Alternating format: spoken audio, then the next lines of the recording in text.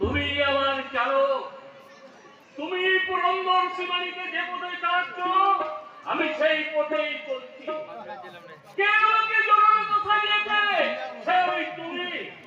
10 বছর আগে যোগিন দাস ওরফে যোগবাবুর সঙ্গে বন্ধুত্ব ঘটালো কে? সেখানেও তুমি।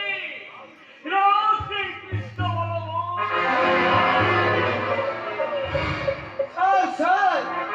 আমি আছি রে বোকাই, ভাবে আছি, এখন আমায় দেখো না। ওই কৃষ্ণচন্দ্র আমাকে বড়ই ভাবাচ্ছে। কৃষ্ণচন্দ্র সে কোন এরিয়ার নেতা স্যার? আপনার বন্ধু না শত্রু? শত্রু হবে বোকাই আমার মেয়েরা তো আর কার বদল দিতে দিবে রে বোকাই? ওই উচ্চ নেতা কৃষ্ণচন্দ্র। ও সে উত্তীর্ণ নন, সে অনেক পুরনো নেতা। বয়স কত স্যার? তাহলে 4 বছর। কি বলছেন স্যার? আমি মহাভারতের সেই কৃষ্ণ ভগবানের কথা বলছি রে বোকাই। হ্যাঁ? সুজন চাষির ঘর বরাবর অর্ডার দিয়ে আপনি যে কৃষ্ণ ভগবানের কথা বলছেন সেটা আমি কেমন করে বুঝবো স্যার?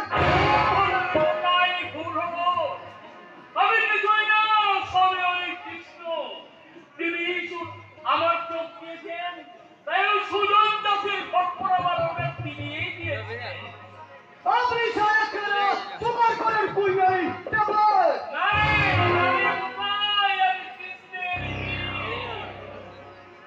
তিনি আমাকে চোখ দিয়েছেন, তাই তো সুজন দাসে ওই 5 বিঘে জমির উপর আমার নজর পড়লো।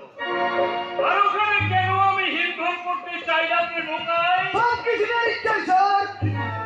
হ্যাঁ, ঠিকই বলেছিস।